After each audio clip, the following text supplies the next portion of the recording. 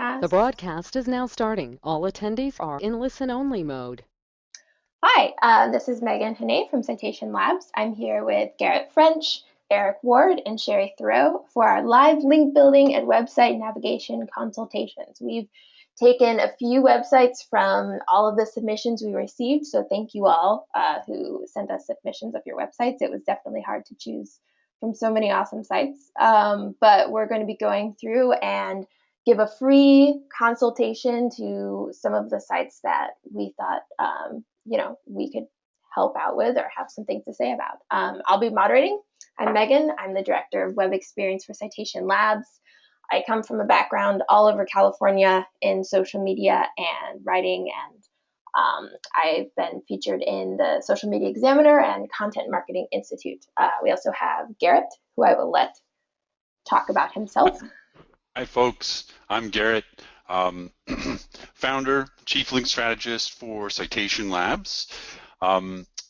Built 3 different tools, or worked with folks to build 3 different tools: the link prospector, broken link finder, a broken link builder, and then a co-citation tool, which is a ton of fun to use. With Eric, I wrote the ultimate guide to link building, and I am still allowed to write for Search Engine Land after a few years. So I'm very excited and pleased that they have let me stick around. I think Shari or Eric. Who's next? Eric. Mr. Ward. My name's Eric Ward.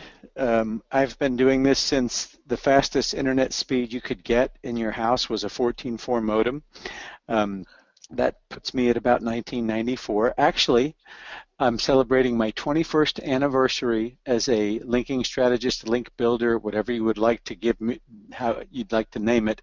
This month, December of 2015, marks my 21st year. So you can drink now. And what's so weird is I'm still only 28 years old. I'm not really sure how I managed to do that. Started young. I'm amazed. So I've seen pretty much everything good, bad, and ugly, and mostly ugly, come and go over the years. And I offer linking strategy, linking blueprint services, workshops. I publish a newsletter called Link Moses Private, which is ridiculously cheap. But the main thing I like to do, honestly, is help people succeed on the web without necessarily that meaning ranking first at Google. Because my personal opinion, based on experience that I've lived, is that you can succeed on the web in spite of Google. I'm just excited to be with Garrett, my co-author on the book. In fact, Garrett, if not for Garrett, the book never gets published. And then Shari, who is just so wicked smart. It's intimidating to even be in the room with her. We'll talk about your heads very are cool going to stuff spin today, folks. Your heads will be spinning. Yeah, and if Garrett and I go silent, it's not. It's because we're not really sure what she just said, and in a new window, we're opening up a thesaurus.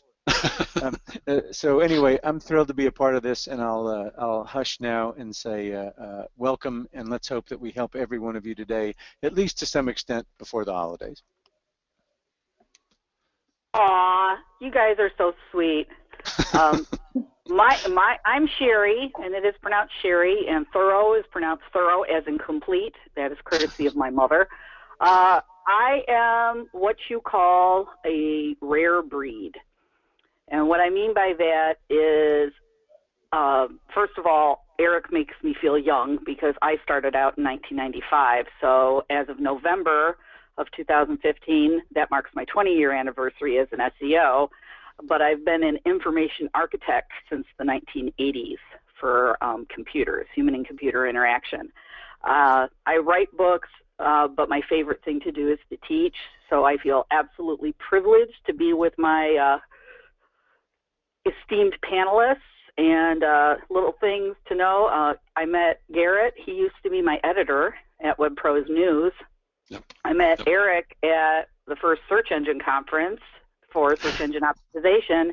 And quick fun fact about me, I love Metallica. I love Metallica so much, I have a niece named Metallica, and we call her Tally. And she's the girliest girl you could ever meet. Well, if we're going to go that way, I like 9 Inch Nails. Yeah! We'll have a jam session after the webinar. I like both those guys. Yeah, yeah. We used to do a newsletter many years ago where we would ask people their favorite link building music. We would have people submit their favorite link building jams. We need to bring that back. That was a lot That's of a fun. really good. Oh I'll try man, to. we need to put together. Yeah, we need to put together a playlist for link builders because for me, Yeah, I mean, I've got one on YouTube. That when I'm actually hardcore at the keyboard level doing outreach, grinding. Yeah, man. and I've even told you some. I mean, the Who, the Searcher is just absolutely tailor made. Wow, If you like wow. 60s, early 60s rock, I listen love to the Who, this. the Searcher. It's the perfect song for a link builder who is desperately out So there searching high and low, trying to find the target site. It's an anybody awesome. listening, So, send us your so favorite link building music, and we'll put it in our next newsletter. Well, and send us your name, and if you want your website too, we'll put that, maybe mention that too. But we'd love to hear anybody's link building playlists. I think that'd be a lot of fun to put in the yeah. next newsletter. So as Garrett said, there's if you're on the GoToWebinar control panel, you can type in questions. Just type in your favorite link building music. But yes, thank you, Shari. We do need to get started with our brainstorming. So for each site, we're going to take 10 to 15 minutes. I'm the moderator, so I get to tell everyone to shut up and go on to the next website.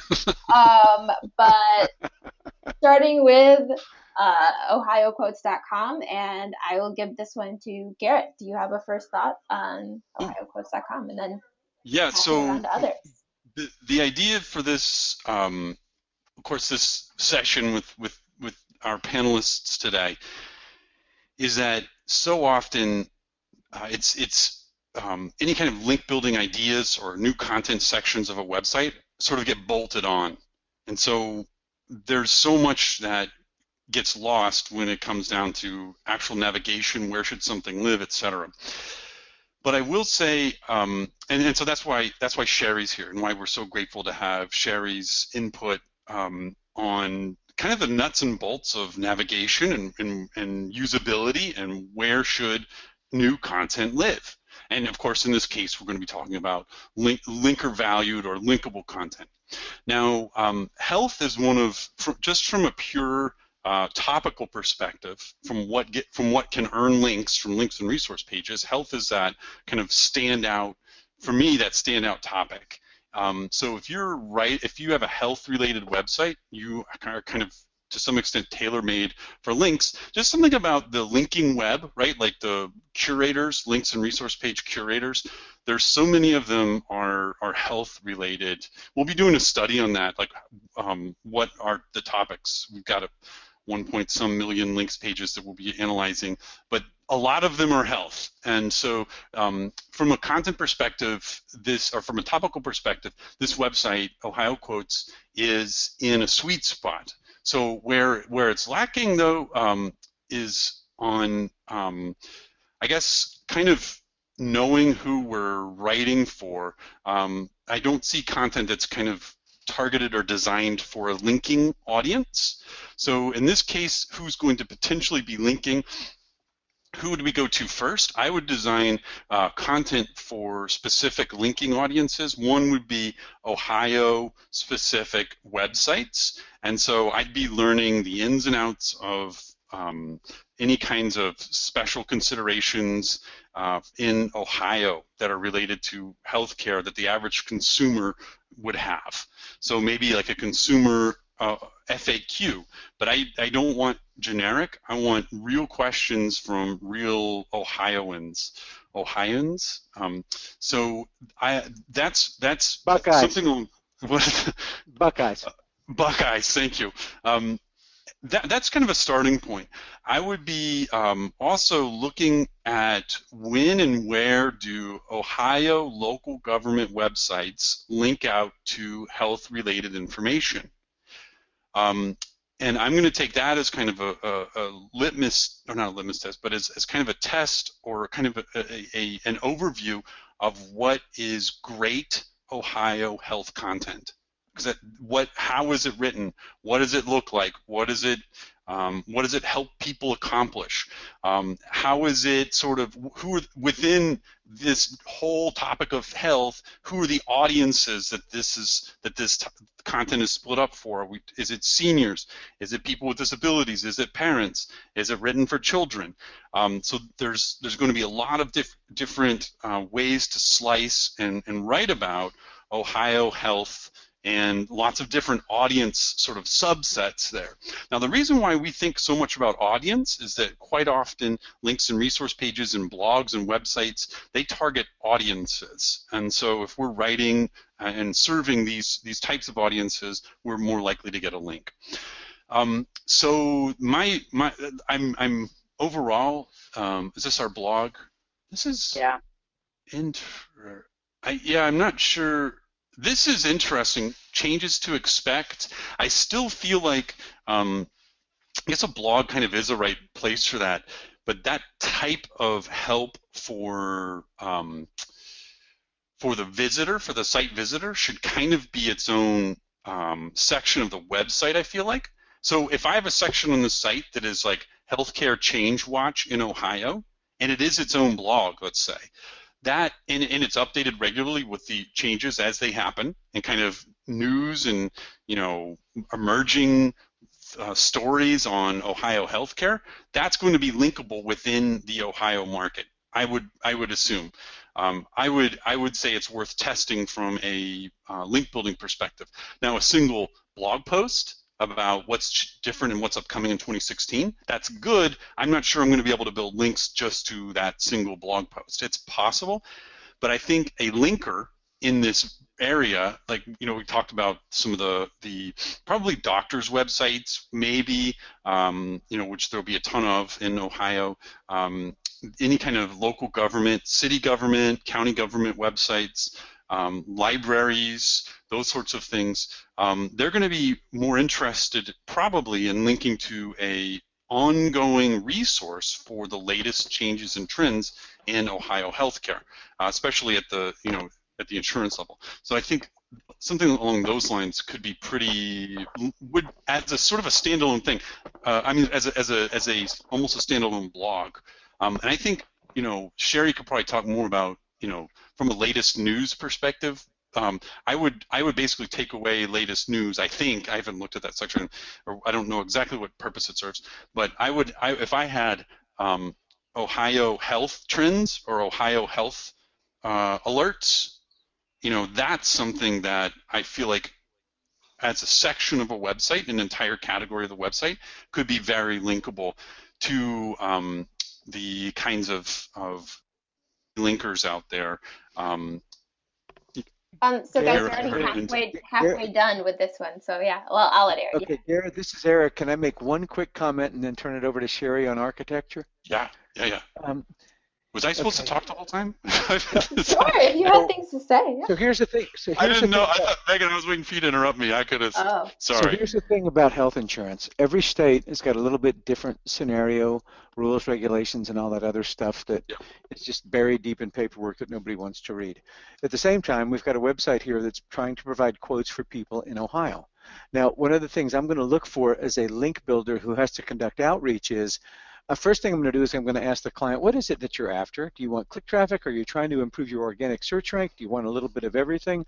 And what I'm going to try to steer, when I look at any client's website, when I look at this website, one of the questions or dialogues I'm having with myself internally is, do I have anything here that will allow me to earn what I would consider to be a truly authoritative link? And because of experience in this particular field and knowing that it can be done, the first place I'm going to suggest, if the client is interested in organic search rank, is you've got an affordable Ohio health insurance plan.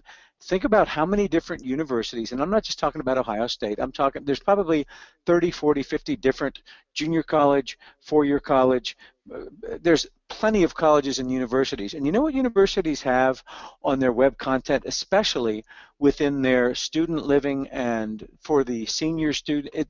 Most university websites have that content that is making the transition from college to real life, which means that's kind of code speak for, hey man, dad's about to quit paying your insurance. It's on you. Mom. Yeah, or mom. So what a great opportunity to create content for that specific audience that says, among the things as we start to plan our finances and start our new life with our nicely new minted degree, believe it or not, now it's time to start looking at things like health insurance. And here are your various options, whether it's a high deductible plan, a health savings account, or whatever you want to call it. So creating a page that is specifically designed to resonate with the college audience, so that when you go and reach the administrators of those pages who are maintaining those pages that are designed for tips for the new graduate, and every university has got that page, and typically has a section about all of the things that suddenly you're on your own for. In my opinion, I would go to affordable health insurance plans, and my suggestion to them would be that they need to have a section that, or a landing page with a distinct URL, and that's where we get into architecture with Shari, where, so that Garrett, when you and I are going out to, whether it's Ohio State or whether it's any other university at all in the great state of Ohio, like we identify somebody at whatever it is, Ohio, if there is such a thing, Northwest Eastern Ohio State Technical University, and they have a web page there that says advice for the soon-to-be grad, you know, whether it's finding a new apartment to live, interviewing for a job, moving across country, being responsible for your own health insurance. All of these things I've seen them on web pages. So if you were to create content on here that specifically was designed to help Ohioans who are students about to graduate, to be able to help them solve that problem and recognize that it's an issue that they need to face, suddenly you've got a linkable asset that's going to resonate with that university editor who has to maintain that page. Now the question becomes, where do you put it? And that's a great entree for Shari to discuss architecture. Yes, it is, and those were really good tips, guys. Because I'm in Illinois, and believe me, even though Illinois is not, just a hop, skip, and a jump to Ohio, the healthcare plans are very, very different. So there's a reason that we picked all of these websites, and I can tell you one of the reasons we picked this one. I can tell you from a page architecture standpoint, the allocation of screen real estate is really, really done well. We're going to come up on a website that the majority of the screen is a big honking picture, okay? And if you ever, there's so many books to buy. Of course, I own Eric's and Garrett's book. Need to sign it. But one of my favorite books is called Eye Tracking Web Usability by Jacob Nielsen. And the thing about that book is it tells you and shows you with actual screenshots what people look at and what they ignore. And what this site did well is they made the feature image about the right size. And they made the navigation bar legible. So the only thing I would do is bump up this font just a little bit. And the amazing thing about this site is I know, having worked in health insurance for many, many companies, that when people look for health insurance, they're not going the types of health insurance. I don't know the different types of health insurance. You know, the Medicare people, they don't know the different types of health insurance. So the smart thing was they have it broken by individual and family, Medicare, short-term, and self-employed. Great. That's what people do when they see that. That's me. Watch me. Click, click, click, click, click, click, click, click, click, click, click, click, click. Okay. During a usability test, I would get what's called the WTF expression, and the wrinkled eyebrows, pursed lips. I'm not going to let that slide. I'm sorry. I'm not familiar with this term. Could you please say what it is? I'm kidding. WTF. It's the number one thing I hear during usability tests. Okay, and I'll just Google so you know, this is where the architecture got off to a great start, but then it stopped. This site needs to be re-architected. There are some things that are great about it, like the allocation of screen real estate, the primary calls to action, but the content and the organization and labeling of content does not make sense to people trying to complete their tasks. So just so you know, the definition of information architecture, and I will definitely go over this on Thursday, it's just organizing, labeling, and connecting content so that it's easy to use and easy to find. Shari, because I know that you won't, are not likely to say it, let me also say that what Shari's talking about is not just as simple as let's figure out a better way to organize our content. This has an absolute effect on your bottom line, on your conversions. I know you might not think so. I know that on the surface you might think, oh, my website looks so clean. I only have 6 menu items. I have this handsome family with a golden retriever.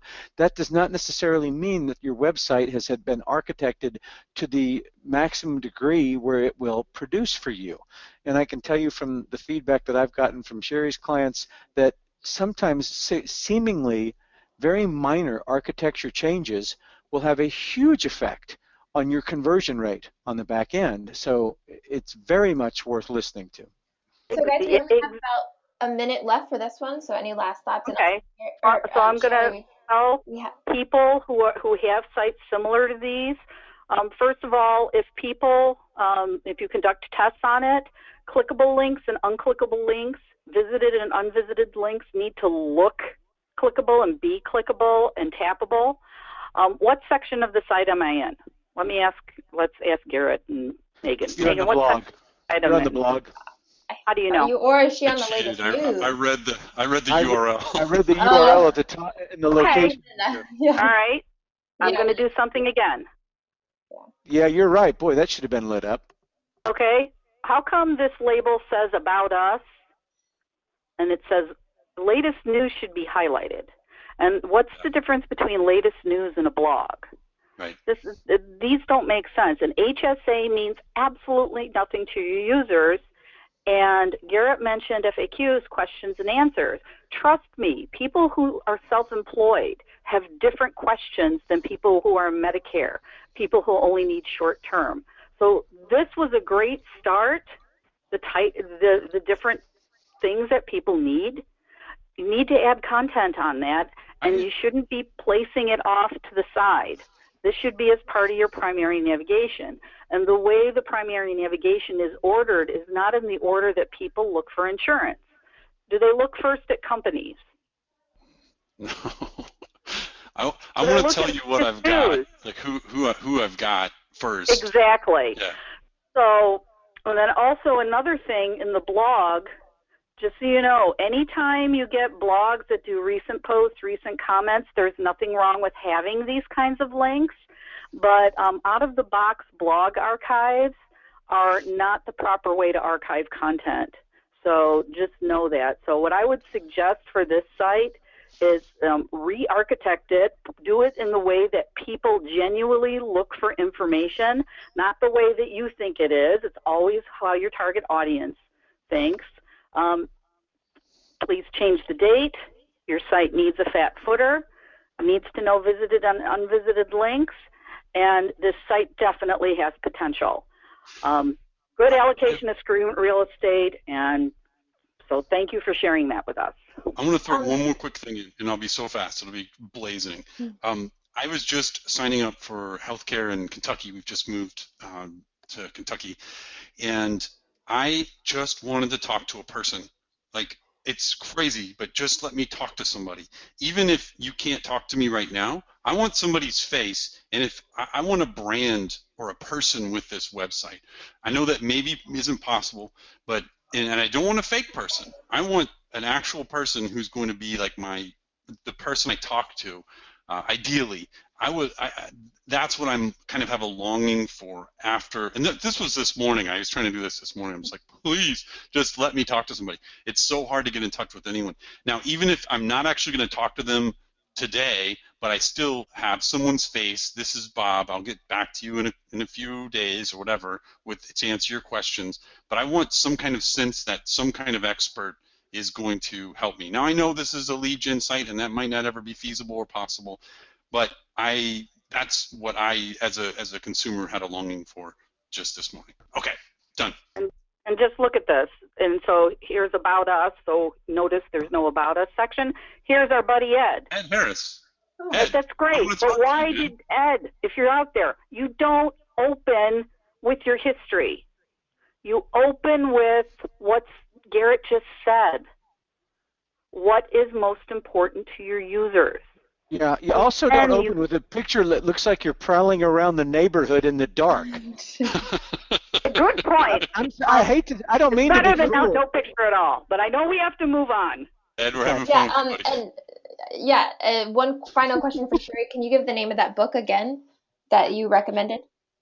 Eye Tracking Web Usability by Jacob Nielsen, JAKOB NIELSEN. Fantastic book, and it also tells you what men and women look at.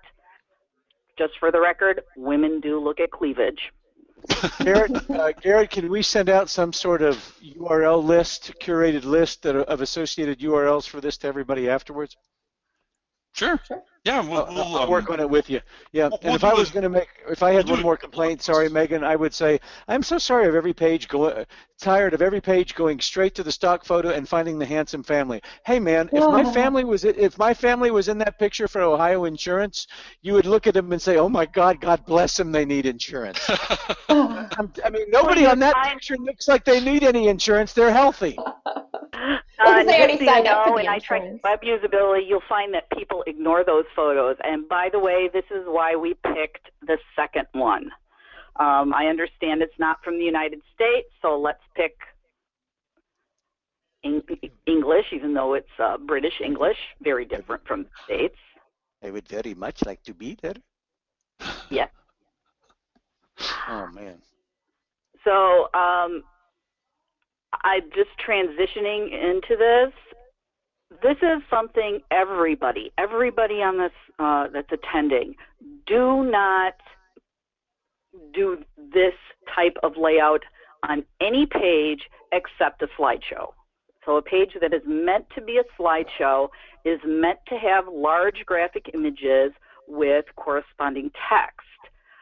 This type of page does not encourage people to do what you want them to do. This is the home page, and I actually have a link here. If I can get back to, this is a great link.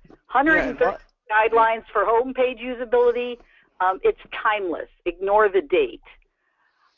This is one of the best you could ever get. But when you look, I'm sorry, go ahead. Yeah, if you look at this page, what do you want me to do? Look at pictures.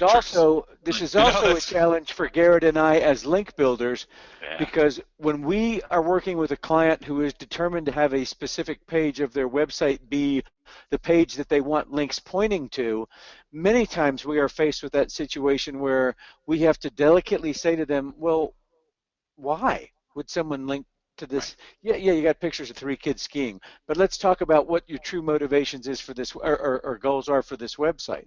So I totally get what you're saying, and what's so cool about this is where the choice of placement of digital assets, architecture, etc., does affect all of these things: linking, sharing, conversions, and all of those, every one of those factors. A slideshow could potentially be a supporting resource if you're doing maybe a blog engagement campaign or trying to do place guest content. You could definitely link back to a slideshow. But I do struggle with a resource just off the top of my head. I guess not knowing the location too well. I think there would be probably some basic homepage linking that could be done kind of from the region. But anyhow, but yeah, to Shari's point, I think it's hard to know how I'm supposed to accomplish, or what I'm supposed to accomplish on this site, and then how do I accomplish it? No, I have not seen the numbers, but I'll bet you anything, Garrett, if we took that homepage URL and we ran it through any one of the top 3 or 4 backlink profile sites, Moz, Majestic, Ahrefs, or whatever, I would be willing to bet, sight unseen, that the absolute crazy majority of inbounds to this site are to the homepage. Why? Because I don't know what the hell else I'm supposed to link to. So I might as well link to something that has pretty pictures. Exactly. So one of the things what I did, and I'm not going to argue about the gorgeous pictures.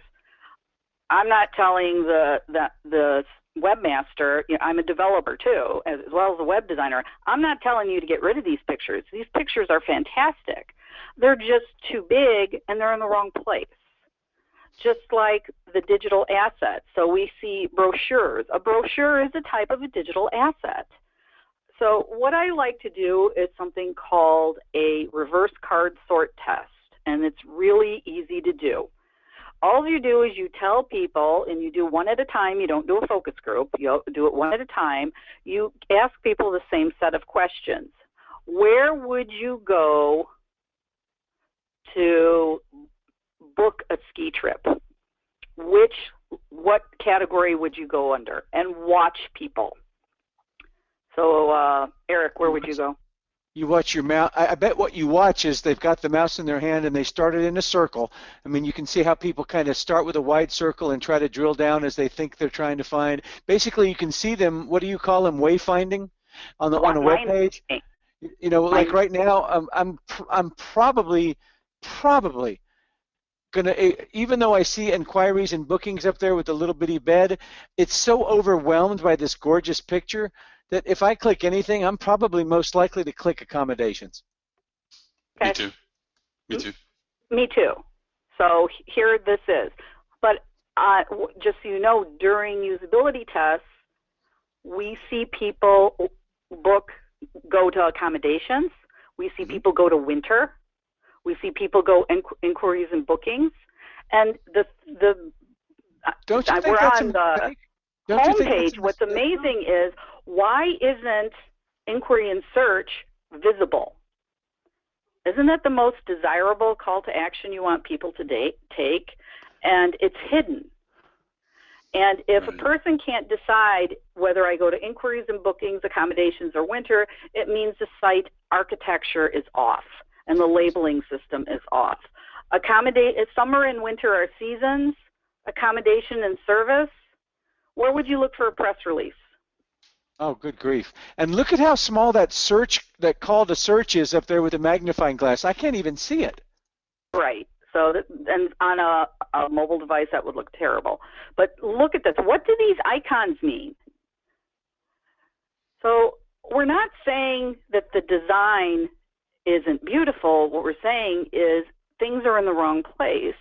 So if I wanted to look for a press release, I wouldn't know where to go. Where would you go to look for frequently asked questions? What if you had a question? Honestly, me, after all the years online, I'd click the search box and then type press releases. You know and probably be disappointed.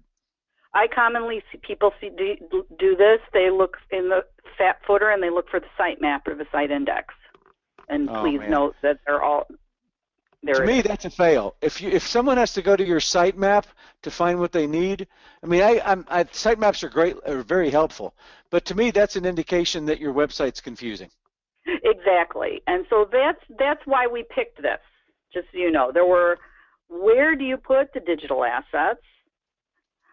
Is the site categorized properly? Are the pages laid out so people can find the digital assets? And they're not. So I wouldn't think to look under winter for family holidays.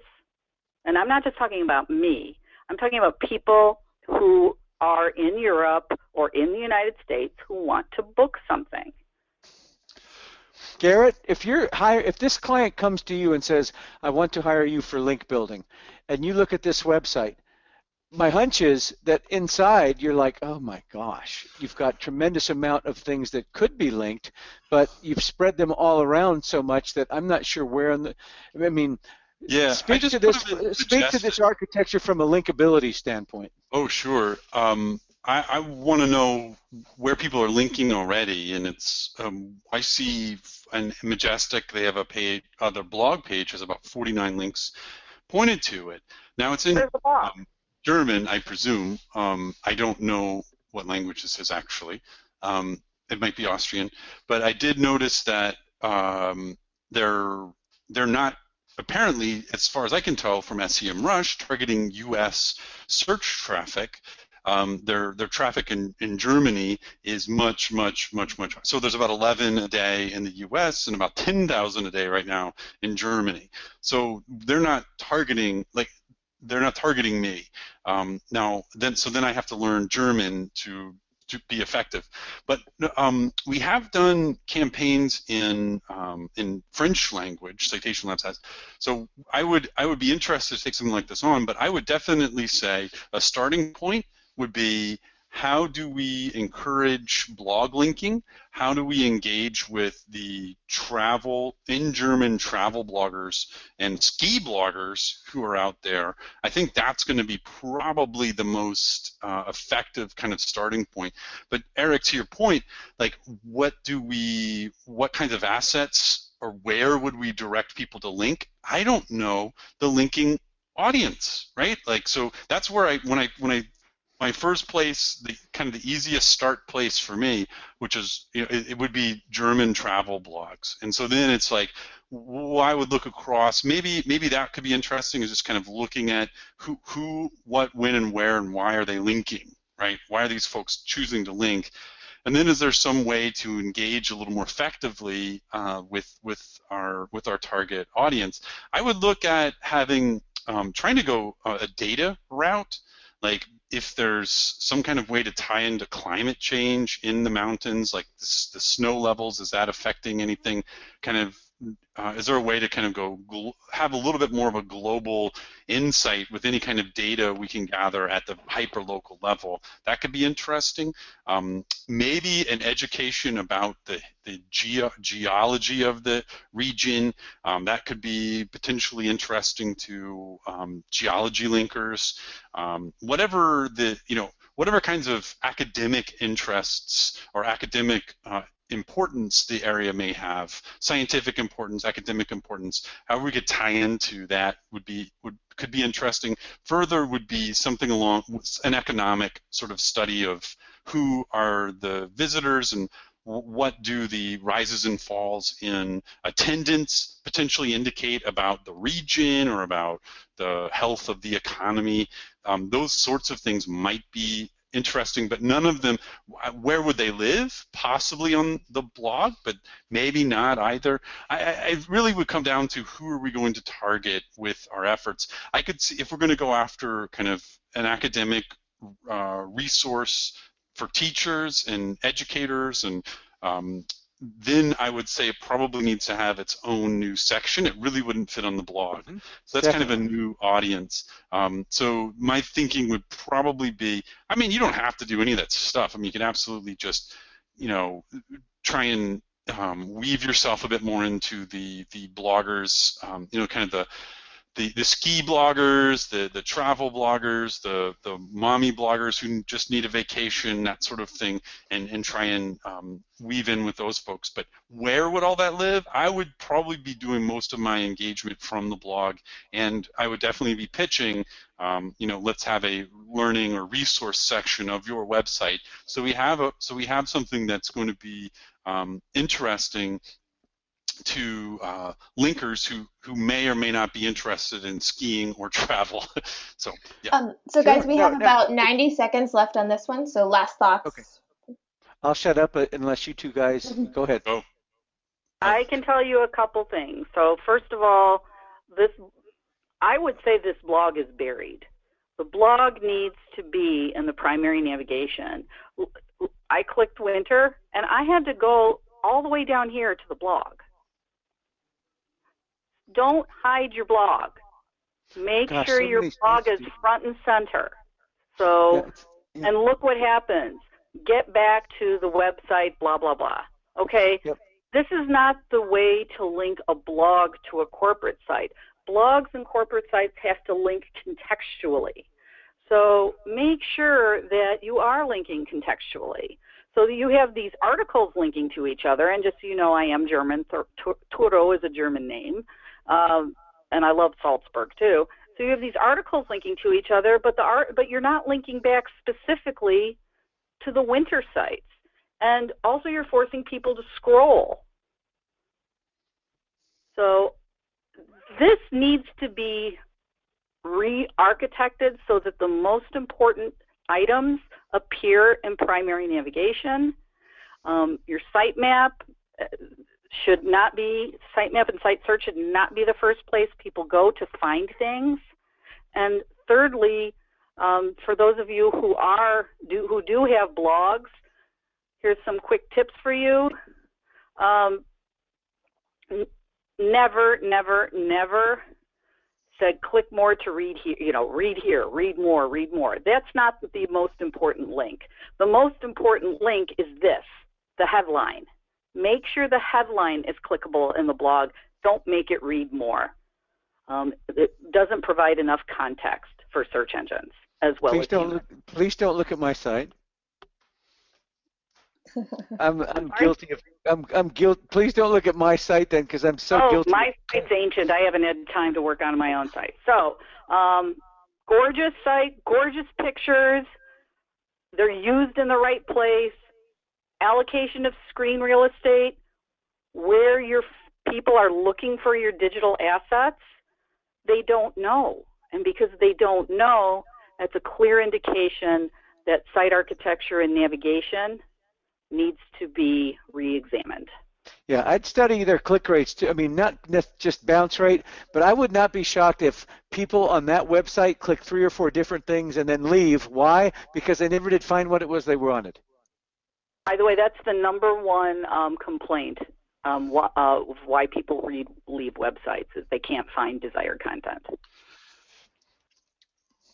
Okay. I'd be interested, I'm sorry, one last thought for them. I'd be interested to see blog posts from actual people if they actually run a resort. I'm not sure if they do or not, but from people who work there. I'd like a little bit more of the voice, and not that I would be able to read it, but a little bit more voice from the actual employees. Oh, absolutely. Their blog should have an Employee of the Month feature where they do an interview, because some of these people are probably highly accomplished ski instructors. That's what I was just thinking. First aid or whatever. I mean, and the other cool thing about that, Garrett, is, and this is what's changed so much since 21 years ago when I started, is if you give somebody an entire blog post that focuses on them and their ski training and why they're such a good ski instructor and what their background is, and then you give them a permanent URL, what are they going to do with that URL? Oh, I don't know. Share it to their constituency out on Facebook, out on Twitter, etc. In other words, you've turned your own employees into link builders for you. Right. Absolutely. I think that could be a wonderful way forward, to just look for who has expertise that's interesting to others, and let's tease that out. Okay. Who's up next? Same as the previous one. It's great. It's a great start. Now it needs to be fine-tuned. Right. And look, we're talking, just so everyone listening, we're talking from the armchair. We don't have any analytics data. We don't know what their KPIs are, what everybody's getting measured on. So this is, but these are, I'm not trying to diminish our suggestions either, but yeah, this is what we think could make great changes, but take everything with a grain of analytics salt as well. Garrett, but at the same time, having between the two of us probably sent out over 500,000 outreach requests for links, we also know when we're staring at, there's a lot of times that I don't need empirical data to tell me, oh crap, I'm going to have a hard time getting this linked. Yes, absolutely. Who do we have next? Yourlocalkids.com. I love this site. Eric, Megan, is it okay if I ask Eric to jump in first? Eric, we would love to have you begin. I love this site because it is so ugly. It's so ugly, it's gorgeous. It looks like it was made in 1997 for GeoCities. Yeah. I mean, they're blinking banners at me. I think both my eyes are currently bleeding. But at the same time, those are also the kinds of things that, for me, scream legitimacy. Yes. They're not web designers. They're so linkable. They're not. What they're trying to do is organize, curate, and collect and present useful information to people. And on their list of priorities, web design is kind of low. I'm not saying that they couldn't improve that, but what I am saying is, if you hand me this site, I'm very comfortable with the idea of helping them create and execute a linking strategy because of the caliber of what and the passion of what I can tell that they've put together. Yeah, I'm not wild about the design, but I say I love this website because the website to me screams legitimacy. Yeah. Genuine. It seems genuine. Absolutely. Yep. But to me, I'll be honest with you. As a deputized spam cop at Google, Yahoo, and Bing, and this is probably done out of just genuinely not knowing. When I see NASA Healthcare, Suffolk Healthcare, NASA Education, Suffolk Education, NASA, this screams spam to me. Yeah, it is anchored. It is keyword. It does seem a little keyword heavy. Exactly. So why services in Suffolk County? Why this? And I might add, guys, there's a JavaScript here. I'll give you the JavaScript. Just email me to put in your footer because you got the wrong year. Yeah, but it seems to me like what they did is they took some advice from an SEO firm at some point, somewhere along the line. Okay, never do that, guys. Well, keep going, Eric. So what are you guys trying to solve? That's my big thing. I'm looking at this. Where busy parents find what they need fast. Well, first of all, that's out of date, because that summer has passed. Right. But but that URL, if you look at it at the top, LI Summer Camp Guide, that URL does not in any way indicate that it's dated for 2015. My hunch is, and without even having noticed, that site's likely attracted some inbounds. I'd repurpose that page for 2016. Why? It probably already has a collection of inbounds, and it's very easy to update. And the reason I don't mind basically burning burning that content there is, well, that's a summer camp guide for 2015. It's time to update it anyway. And I actually like that the URL can be repurposed for 2016 without having to make a change in the URL, because all inbound links that it has, whether it's 1, 5, 10, or 20, will continue to work for it.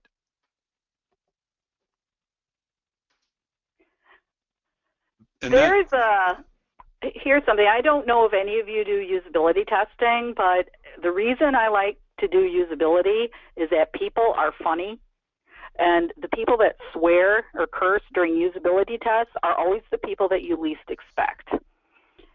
And when I look at this page, summer camps, okay, let's say you have a child, niece, nephew, grandchild that wants to go to a summer camp. When you look at this page, is this easy to scan? No. It's Wouldn't fighting a bulleted list would add it, scannability? And I just clicked special needs camps. My mother's a special education teacher, just so you know. But this is a test that everybody can do. It's called an expectancy test. And I'm going to do it on Garrett because he was my editor and I want to get even. Okay. Let's go. Okay, I'm expecting you to talk. You simply ask the question. See this link here called Find a Copy? Find a copy, yes. Tell me what you expect to see on that page. I expect to see all the places where their print publication is distributed. Okay. What else? A map. Is that all? A map. Like I want to know. I expect to see a map that shows locations where I can go pick up a print copy should I choose to. That's all I would imagine. Maybe down below it, like the latest print edition. Okay. Yeah. Okay. Now here's the thing about an expectancy test. Thank you, Garrett. That was perfect.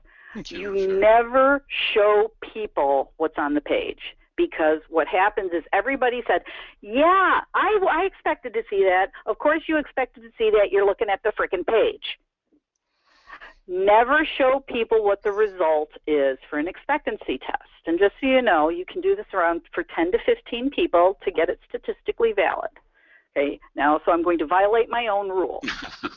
I'm going to click on Find a Copy.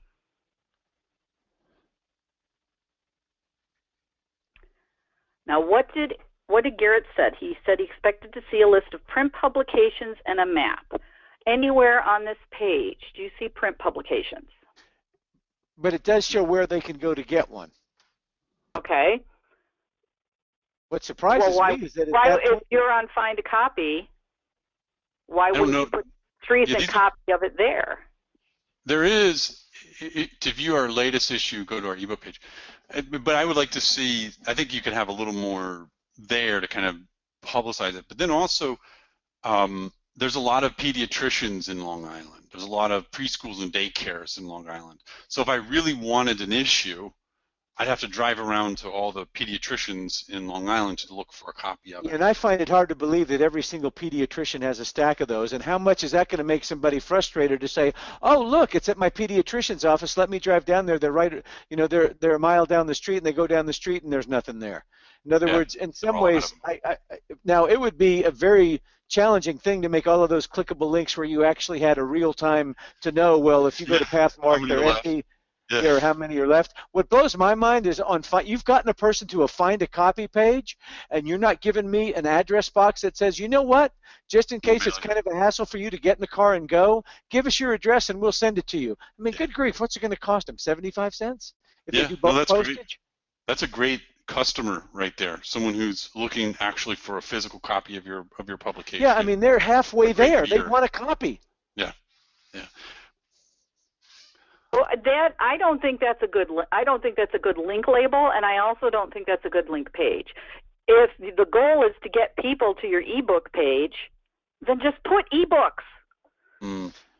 Yeah, and the other thing not that I'm a big fan of chasing organic search rank, but find a copy of what? Put some keywords in that heading. Yeah, that's true. Find a copy could be anything. Now, what do you do that your local kids where busy parents find what they need? So find a copy of, and whatever it is that that copy contains, I would like to see that. Find a copy of the most recent edition of so and so that contains blah blah blah blah blah blah blah. In other words, give the bot something to chew on. And I'm going to pick on Megan. Would you like to be a usability test I would love to. Sure, let's do it. Okay, I am on your local kids ebooks, and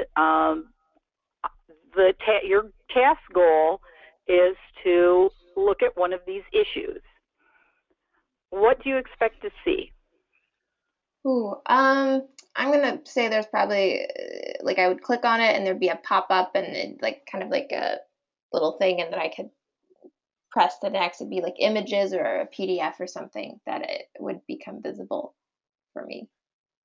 Okay. Like a pop-up window with the images of the magazine. Okay. Ready? Okay, now, so that's what's Megan's mental model. This is your target. Remember, don't pick your brother, your sister, your mom, your dad, or your best friend. Whenever you conduct a usability test, you have to conduct it on people who are actually in your target audience. Is this what you called this is the expectation test then? The expectancy test. And I can give you a link to expectancy test for the URL list. So here's the page. This, I would say, so pop-up window, yes. PDF, can't tell if it's a PDF. But it's very clear what you can do. You can scroll through it. Yeah. Yeah, but in today's days with smartphones and everything, you have absolutely. Where's the send to Kindle button? Where's the download to PDF button? Where's the save to Google Docs or to Google? There is a link building issue, ironically, and they have issue at the top, that is actually doing more harm than good. Look I don't want to say anything. I don't know who this ISSUU is, but I've seen them forever, and I don't want to be mean because they do really great work, but I want to say that they are not a friend to the linking strategists of the world. Exactly. Guess who's getting all of, and I hate this term, but I use it, link juice. Guess who's getting all the link juice for this? Izu. Yes. Not your local kids' ebooks. Yep. So it's kind of like it's like the Yep, it's like the distribution sites. That isn't getting the love that it needs. Same with contests and giveaways. Don't do contests and giveaways, come back soon. Don't do coupons, come back soon. Take it out of your navigation. And you could probably move some of the stuff that's up here and put it here. But don't put something in navigation and say that it's coming soon. So that was my comment on that. Garrett, is there any comment? Yeah, the events are what's getting them trapped. Like I'm looking at them in SEMrush, and events is kind of their big draw there right now. I saw the nice link. Where would you go to find events? Okay, here we go. I'm going to go to the home page. Let's see. My expectancy would be that there would be at the top level, and oh, there it is, things to do on Long Island. Okay, Garrett, you have a son. Imagine you're using this site to find something for him for next summer. Okay. I'm going to look at Long Island. You mean from the calendar? I would go to the summer camps. Underneath the. Let's see. I'm going to look at the events calendar though. This is. I don't see a calendar yet. Oh, there it is. I'll scroll down just a little bit. This looks great. So the thing about events. So I would be sending 2 emails to each event person. The one is, hey, is it okay if we add your event to our calendar? Check out our calendar. 2 is, hey, we added your event. Can you check it out? And oh, by the way, would you also share our calendar on your website? So a lot like the flea market I'm seeing on here, the holiday food drive, Broadway lights and city lights. Now, not many, or probably not all of them, or very many of them will say yes, but you'll get some of those nice local links that way. The other thing, they had a really wonderful link from a local library. Again, libraries love to link out to events stuff. So would you do me a favor and scroll down to the bottom of the main middle editorial content to the last red link. Go up a little bit. 2 more minutes on this one. Go up a little more. I think what I was looking for was the ability to submit an event. Go on up a little bit more. Oh, add an event. Add an event. It was in the nav. Now scroll down into the block of that. Yeah, that's vital. But here's where I see tons of mistakes from a link building standpoint, and I'm not talking link building for Google and search rank.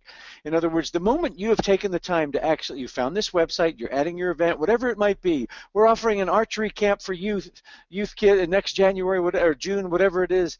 At the very end of that, would you, when the screen says your event has been included, would you like to send out a tweet to let people know it's taking place? Yeah, I cannot believe how few people are taking advantage of the social nature of the web and how quickly URLs can migrate or propagate or whatever the right word is. But anyway, yeah, I absolutely love calendars. Now, Shari probably, this is another one of those things where, and I think probably all of us should say that none of these things all 3 of us are talking about today are necessarily fatal. It's not necessarily going to put you out of business, although if you're in a hyper-competitive market, it just might. At the same time, I think it's important to look at these things from the standpoint of, am I making things a little bit harder for my users or for my SEO people or for my link builders or my content publicists or for people like Shari? Because I think that people undervalue just how helpful tweaks to architecture are for end users leaving your website happy, for you and me, Garrett, leaving the project happy because we succeeded for you, and all kinds of other things that very seemingly minor tweaks can really, really make a big difference. Here's a minor tweak to this add an event page that would make a huge difference. First of all, when you're on a form page, what is the primary task that people are trying to complete on a form page? Submit. Submit. So get rid of these ads. Oh. Get rid of these ads. Get rid of these tweets. I know this seems counterintuitive, but just so you know, as a developer, the first text the search engines see is not add an event. The first text they see is all this stuff here on the right side, left side of the page, and people read from left to right. Don't distract people from completing their task. Man, that is a brilliant piece of advice, because they're here for, if they've come this far, they're only here for one reason. Exactly. Why give them anything else they can click on? Let them finish their task. Exactly. So if they're trying to contact you, let's see if they did the same thing on the contact page.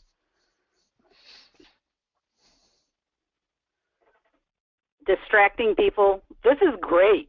Phone number, email address, great. Still distracting people from completing their task. I think the conversion would go up. Yeah, and that's Sorry. that's a template which basically is going to slap that on every new page they create, and that's an issue that they need to take up with their developer to say, give me an option when I'm creating a page that basically has a toggle that says include right and left column, whatever you would call it, boilerplate or not. Yep. So everyone, we're already at are we 1 on o'clock, time? so we should probably get to the next one. We're going to be going a little bit over, it seems, but this has been some great advice so It far. looks like we've still got lots of attendees. I can't believe we have 67,000 people watching. That is awesome. Yeah, thank you all for sticking around. So here is the next, and this is Eric's favorite. So should we let him start off? Go, Eric, start us, buddy. If you would, you might want to size up the font if it's at all possible, just because my eyes are so old. If you can't, I'll size up the font on my side. I picked this site just because when I was little, I used to do this. Well, I did this until my older brother Mitch shot me in the calf with an arrow when I was 12. But I also have a 13-year-old son who is totally getting into archery, so we're looking at all of these archery websites. It's also a very cool site from the standpoint that it's very nichified, and there's lots of people who are passionate about this topic. So it's, I hate to say this, but it's easy linking. If you've got it, but at the same time, we're looking at an e-commerce store. This is absolutely an e-commerce site. So yeah. Garrett, I want to bring you involved in this as well. From a linkability standpoint, I mean, like I'm going through this right now. We're 2 weeks from Christmas or 15 days from Christmas, and my son has a bow, but I need to take him up to the next level of bow. But I don't want him to get a bow because we live in the city limits where he's shooting the neighbors in the head, because that's just not a good way to make friends. So I'm looking at this website, and I know absolutely it's an e-commerce website, but what I don't see is some of the things that would be so incredibly helpful for me. For example, I live in Knoxville, Tennessee. I know that somewhere within a 50-mile radius of my home, there probably are archery ranges where I could take Noah with this new bow I'm about to buy him, and I could help him learn how to shoot it so that, I mean, he knows how to, but you know what I'm saying? It's like, yeah. Right now I'm on this site, and it's like, I know I want to buy him a bow. What I want to know is, where can I take him once I buy it? Right. Right. I think there's a great opportunity for them not just to sell, but to be an authority on where to participate in the probably hunting stuff as well. So like that'd be interesting to see, like a map of the U.S. and when and where bow hunting seasons come in and for what animals and that sort of thing. You know, enter your zip code and we'll show you all archery ranges as well as hunting, in-season hunting locations. Archery events too, because there's different kinds of, like, there's the hunting side of it, then there's like the Olympic side, and so like, well, that's Noah. Noah wants to be a vet, so he doesn't want to kill animals, but he loves shooting a bow. He wants to do target shooting. Yeah. But this website doesn't help me there. All this, it's almost like this website is saying you're only here because you want to buy a bow, but that's actually not why I'm there. I know I want to buy a bow. I've already picked out the bow I want to buy him. What I want to find is stuff to help me make sure that we have the best experience possible with that bow and where I can go. Yeah. You want to be able to use it and use it well and enjoy it. You want to be able to enjoy your bow, not just own it. Yeah. Yeah. I view this website as missing out on being an absolute authoritative, use 10-year-old words, hub, authority, center of information, or whatever. Basically, what this website is saying to me is, come here and buy a bow and then leave, please. Mm-hmm. Mm-hmm. Exactly. And also, so the reason we also picked this website, again, that's a great buck picture there, but the assumption that the only people that would come in here are people who are hunters, and for the record, my dad taught me how to shoot bow and arrow beginning at age 8, so I actually understand. There are things on this site that are applicable to all of you that have e-commerce sites. So, you know, we can come. So first thing, one of the things that Eric and Garrett mentioned are, what are the digital assets? Okay, there are two I see immediately. One of them is coupons. So who haven't I done? Eric! Would you like to be a test participant in a usability test? Okay. Now, just so you know, whenever you do a usability test, you're not testing the person. Eric's not going to pass or fail. What we want to know is what Eric's mental model is. So the failure or the success or the neutral is the website. What do you expect to see if you click on the link coupons? Okay, let me also preface this by saying I have not clicked this link. I do not, this isn't a setup. I have no clue. At the same time, I think this one's a pretty easy one. It says coupons. So my assumption is what I can't know is coupons on what, but it's probably coupons for whatever it is they're trying the most to sell right now. Okay. So I'm going to assume that if I click that, I'm going to see coupons that are going to tell me the percentage off and the specific product that is a percentage off. What I wish it was saying, what this site ought to be doing right now and is totally missing out on, is last minute Christmas shoppers. Where is that link? Where the heck is that link right now? Exactly. Okay, and just so you know, everybody who wants to do these expectancy tests, don't ask leading questions. Don't say, do you expect to see this? Because you're planting things in people's heads. I'm not planting anything in Eric's head. So again, normally we wouldn't show the page, but I'm going to show the page just for our audience. Oh man, was I wrong. Absolutely, in other words, this site just totally disappointed me because I was clicking it on the assumption of, cool, I'm going to save some money on the bow I'm about to buy my son. And what I really got was, shoot, they want me to sign up for a stupid email. And if I had the webcam on, Eric would totally have a what the fuck expression on his face. Absolutely. Again. WTF, please pardon my language, but usually that's here in a usability test.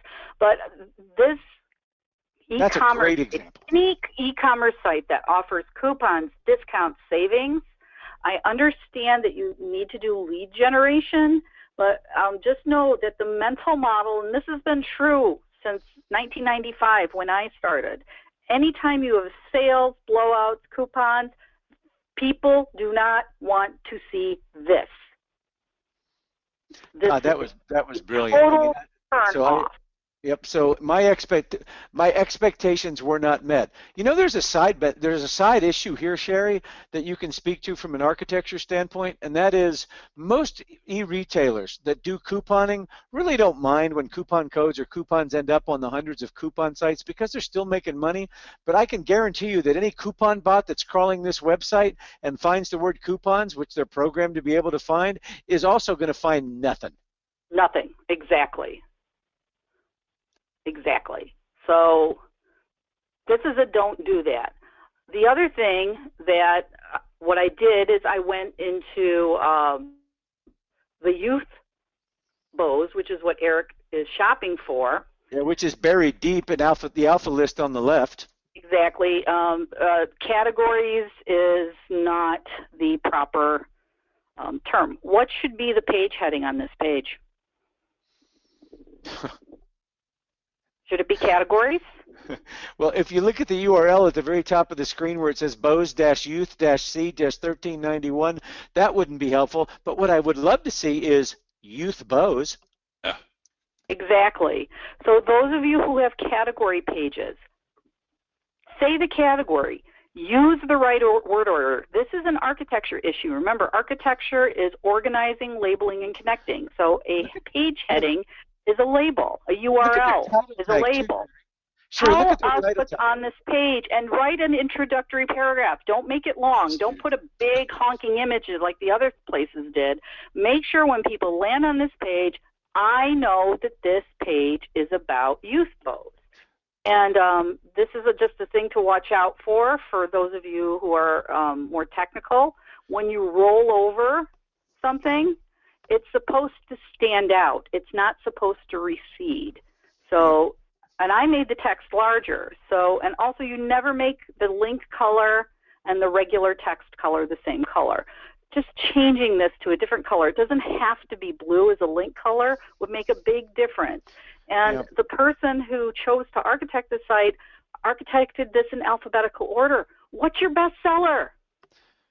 Yeah, I also am old school, and I think that there's a lot of people who would honestly would agree with me. I think we've come full circle. We went through that really hip, cool, use your own clickable navigation screen.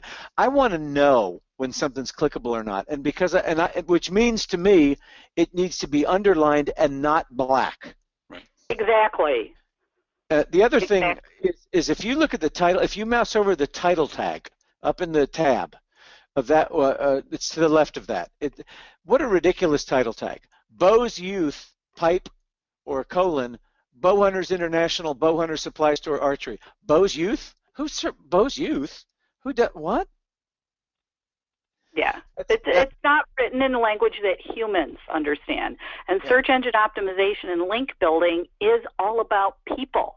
That's a hard page for me to earn links to. If I'm out here trying to earn links to this page and I'm telling people, and I find something like the Knoxville Bowhunters Club and they have a links and resources page, and I'm sending them an outreach email that says, I'm contacting you about this website that has a youth bows collection right here, and then I send them to that URL and they don't see, and they see categories and that clumsy title tag, they are likely not to link to it.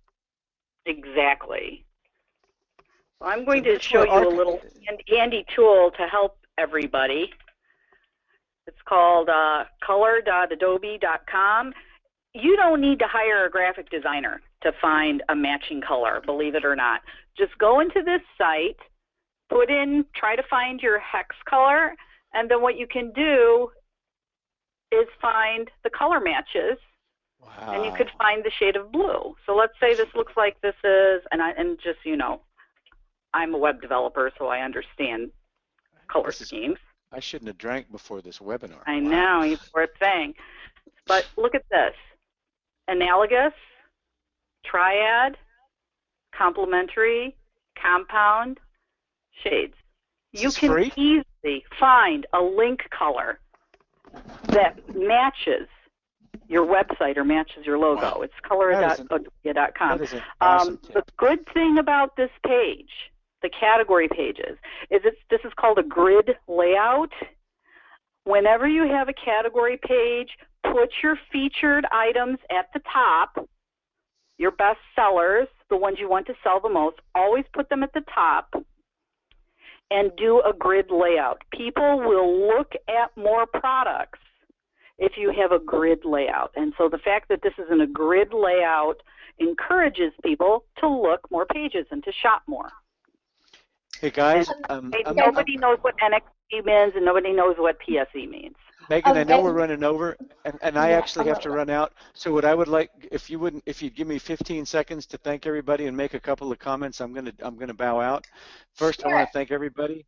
And I'm sorry for me, I've got to pick up my son.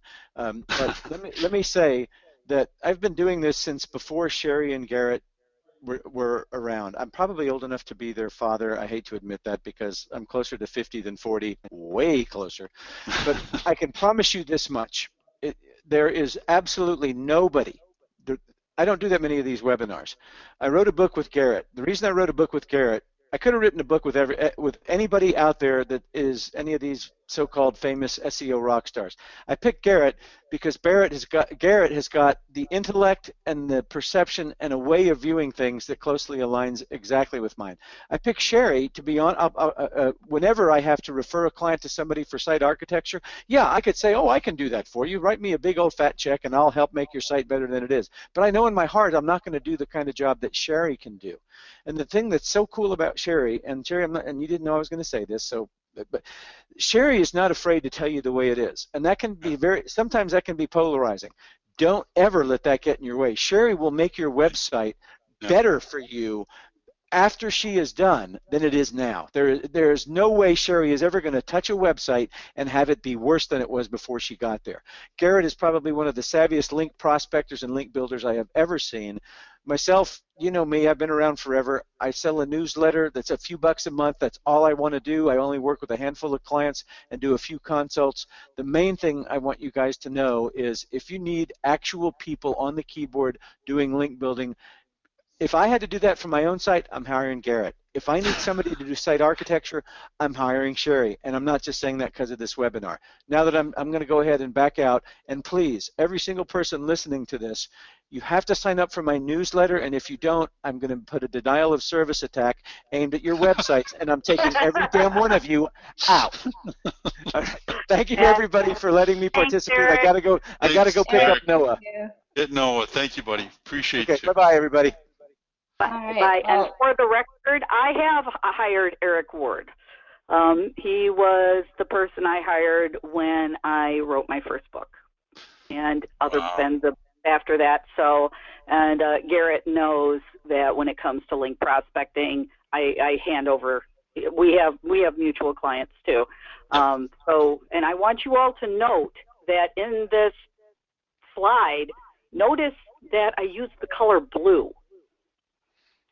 And then underline, and is it clear how to get a hold of us? It's very clear. So, good job. And it has to be there. It doesn't mean that your site can, has to be ugly or whatever. It needs to be aesthetically pleasing, but it has to do what people expect you to do. Has to be usable. Yeah, exactly. Absolutely. Were there any questions that people had for us before we end? There was a question on the book you recommended. There's also a question on the article that you recommended towards the beginning of the webinar. The article by Jacob Nielsen. And also, Shari, I'm not sure if you have this, but someone asked for a link for Shari's expectancy test. If you have a link to something you've written about that, or if you want to just send that to me. I will send, but here it is. All you have to do is, guidelines, homepage usability, Jacob Nielsen. Anything you read on this website he was one of my professors, so fantastic. But we'll include that, and I will get the link for the expectancy test, and we will email that out to you. Yep. In this webinar, if you missed any of it or you want to share it, it will be posted on the Citation Labs YouTube channel, which is youtube.com/citationlabsupport. You can also access that from citationlabs.com. And we'll include all the links in there as well. So thank you, Garrett and Shari. Thank you, all of you who stayed to the end. Thank you for thanking me. Let's thank everyone. And I hope everyone has a happy holidays. And thank you all. Have a great rest of See you next year, everybody. Well, no, see you Thursday. Never mind. We're having our lecture session of this webinar this coming Thursday, in which Garrett, Eric, and Shari will be delivering some tips and a little more theory. Yeah, a little more theory on. And I will include the links also. Now that I know, I will include all of those links on Thursday's webinar as well. Yeah. All right. Shari, thank you so much. Thank you, everyone. All right, bye.